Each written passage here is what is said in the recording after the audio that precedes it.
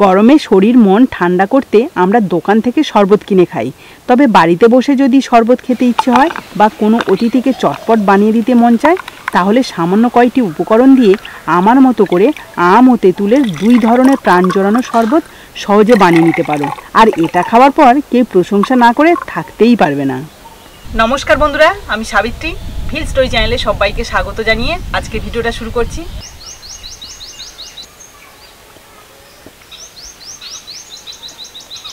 যা গরম পড়েছে, এই গরমে কিন্তু সবসময় শরবত খেতেই মন চায়। তো আজকের আমি সেই জন্য দু ধরনের শরবত বানাচ্ছি।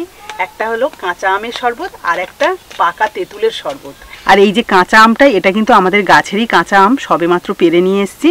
আর এই দেখো পাকা তেঁতুলের যে শরবতটা বানাবো তার জন্যও তেঁতুল নিয়ে এসেছি। আমার বাপের বাড়ি থেকে এই তেঁতুলটা নিয়ে আসা, আর অনেক পুরনো তেঁতুল, সেই জন্য কিন্তু কালো হয়ে গেছে। আর এই পুরনো তেঁতুলের শরবত খেলে খুবই উপকার হয়, বিশেষ করে এই গরমের সময়।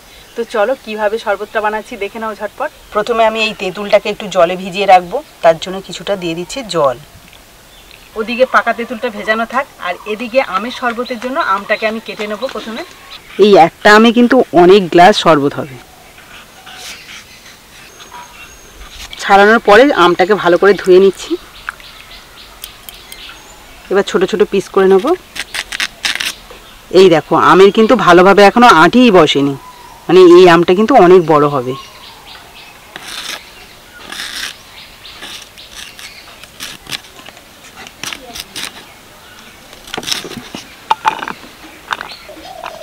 এবার এখানে দেখো একটা পাতিলেবু নিয়েছি, এটাকেও ভালোভাবে কেটে নেব। এই যে এক পিস হলেই হয়ে যাবে। আমের শরবতের জন্য আম আর লেবুটা তো কেটে নিয়েছি। এবার আমার পুদিনা পাতা লাগবে। এই যে পাশে দেখো পুদিনা গাছ রয়েছে, এখান থেকে কয়েকটা পাতা তুলে নেবো। চলো পুদিনা পাতা তুলি। হ্যাঁ এই তো এখানেই রয়েছে।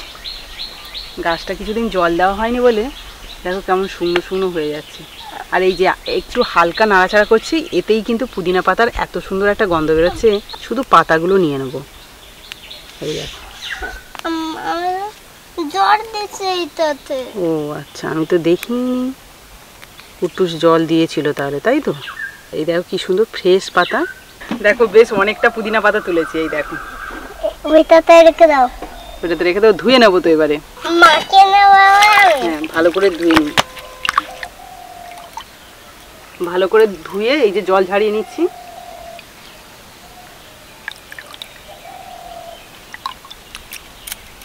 ভালোভাবে দেখো পাতাগুলো ধুয়ে নিলাম। এবার এই কেটে রাখা আম আর পুদিনা পাতা পেস্ট করে নেবো, তার জন্য একটা মিক্সি জার নিলাম। প্রথমে কেটে রাখা আমগুলো দিচ্ছি। আম একটু বেশি দিলাম, এটা ফ্রিজে রেখেও খাওয়া যাবে সেই জন্য। এবার দিয়ে দিচ্ছি পুদিনা পাতা। তোমরা চাইলে এর মধ্যে ধনে পাতাও দিতে পারো কিন্তু। সামান্য একটু পাতিলেবুর রস, এটা দিলে হালকা একটা পাতিলেবুর ফ্লেভার থাকবে। এবার এর মধ্যে দিয়ে দিচ্ছি 3 চামচ মতো চিনি। আম যদি মিষ্টি থাকে তাহলে চিনির পরিমাণটা একটু কমিয়ে দিতে পারো। দুষ্টু, শরবত খাওয়ার আগে চিনি খা। কটা চিনি গেছে? অনেকগুলো। আচ্ছা, কিছুটা পরিমাণে নর্মাল নুন দিয়ে দিচ্ছি, আর বিন নুনটা কিন্তু আমি পরে দেবো। সবশেষে অল্প পরিমাণে জল দিয়ে দিচ্ছি। এবার ঢাকা দিয়ে ভালো করে পেস্ট করে নেব। কুটুস ঢাকা দিয়ে দিল। চলো পেস্ট করে নিয়ে আসি। কুটুস কিন্তু মেশিন চালাতে পারে, তাই না? চলো, এটা তুমি নেবে না? চলো।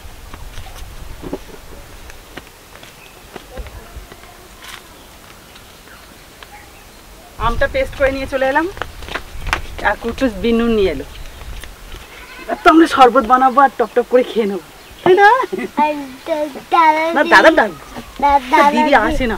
দাদা দিদি খাবে না, দিদির বাড়িতে দিয়ে আসবো আর দাদাকে ডাকবো। প্রথমেই আমি আমের শরবতটা বানিয়ে নেবো, আর যেটা এই যে পেস্ট করে নিয়ে এসেছি এটাকে ভালো করে ছেঁকে নেবো। তোমরা নর্মালি কিন্তু যেভাবে পেস্ট করে নিয়ে এসেছি সেইভাবেও কিন্তু খেতে পারো, তবে একটু দানা দানা লাগতে পারে, কারণ মিহি পেস্ট তো আর হয় না, আর পুদিনা পাতাগুলোও দেখা যায়। তো তোমরা চাইলে কিন্তু এরকম ছেঁকে নিয়েও খেতে পারো, আবার নর্মাল এভাবেও খেতে পারো।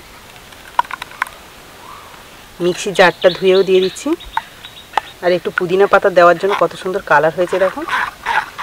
আরও যদি ধনে পাতা দাও আরও সুন্দর একটা কালার আসবে।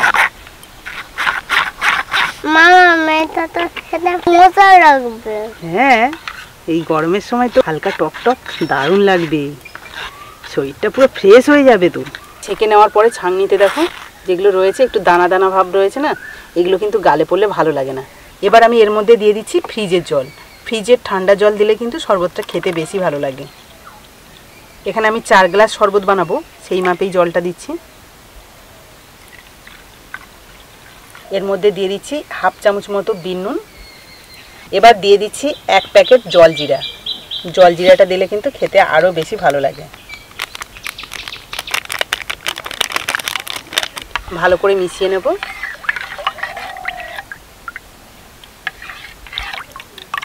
এবার মিষ্টিটা একটু চেক করে দেখো তো কুট্টুস, মিষ্টিটা একটু কম লাগলো, সেই জন্য কিন্তু দিয়ে দিচ্ছি 1 চামচ গুঁড়ো চিনি। এমনি নর্মাল চিনিও দিতে পারো, আমার হাতের কাছে গুঁড়ো চিনি ছিল বলে আমি দিয়ে দিচ্ছি।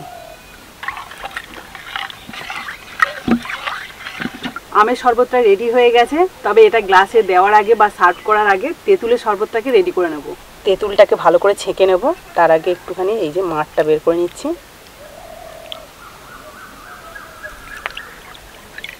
এবার এর মধ্যে দিয়ে দিচ্ছি ফ্রিজে ঠান্ডা জল, 2 চামচ গুঁড়ো চিনি, হাফ চামচ বিন নুন। এর মধ্যে নর্মাল নুন আর দেবো না।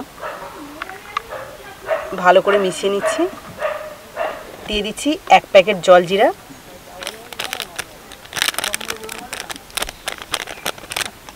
ভালো করে মিশিয়ে নেব।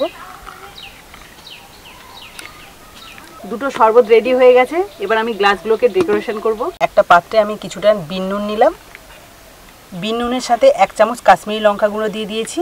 এবার ভালো করে মিশিয়ে নেব। এবার দেখো এখানে 6টা বড় গ্লাস নিয়েছি। গ্লাসের মুখে এইভাবে পাতিলেবুর রস লাগিয়ে নিচ্ছি।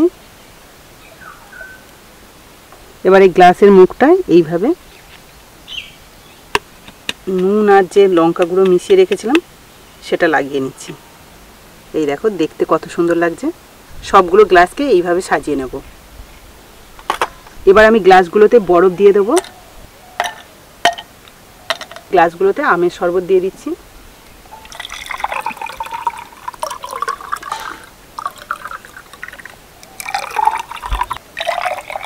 তিনটে গ্লাস ভরে দিলাম। দেখতে দেখো কত সুন্দর লাগছে। কি কুট্টুস, ভালো লাগছে তো? হ্যাঁ, এবার আমি দেবো তেঁতুলের শরবত। তেঁতুলের শরবত খাই না।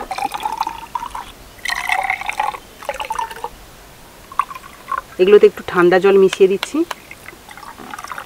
2 রকম শরবতই দেখো কত সুন্দর দেখতে লাগছে। আর এখানে কিন্তু বরফের পরিমাণটা খুব একটা বেশি দিইনি, কারণ কুট্টুস খাবে। আর এই গরমের সময় যদি বেশি ঠান্ডা জল খাওয়া হয় তাহলে কিন্তু সেটাও ক্ষতিকর। সেই জন্য কিন্তু হালকাই ঠান্ডা রেখেছি। আর এই যে আমের শরবতে একটা করে পুদিনা পাতা দিয়ে দিচ্ছি। দেখতে দেখো আরও বেশি সুন্দর লাগছে। দেরি করা যাচ্ছে না, যা তৈরি করেছে দেখো বৌমা রেসিপি বানিয়েছে আম ও তেঁতুলের শরবত। তা বৌমা আমার হাতে দেবে কখন? আমি তার আগে তুলে নিচ্ছি। তুলে নাও। কুট্টুসও তুলে নেবে? তোমার কোনটা দেবে, এইটা? আচ্ছা আচ্ছা, আমি দিচ্ছি, আমি দিচ্ছি। তা বন্ধুরা দেখো বসো বসো। কত সুন্দর দেখতে। খাওয়ার আগে জিনিসটা দেখো কিভাবে এত সুন্দরভাবে তৈরি করেছে, দেখার মতো।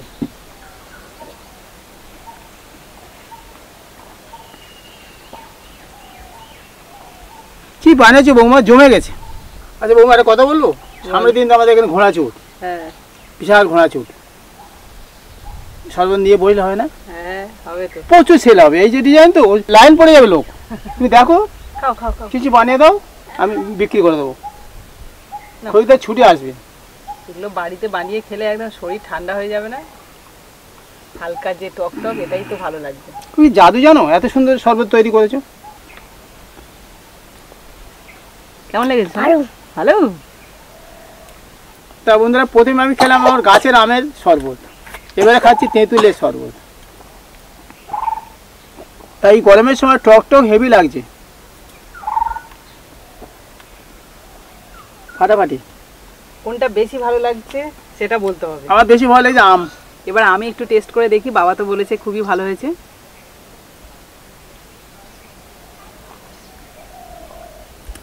পুরো প্রাণটা জুড়ে যাবে। আর পুদিনার এত সুন্দর একটা সেন্ট আর কাঁচা আমের সেন্ট আছে, কি বলবো।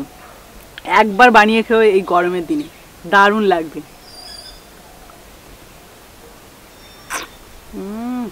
আমের শরবতটা কিন্তু সত্যিই ফাটাফাটি হয়েছে। তো এটা থাক, এবার আমি তেঁতুলের শরবতটা খেয়ে দেখি, একটুখানি ভালো করে মিশিয়ে নিই।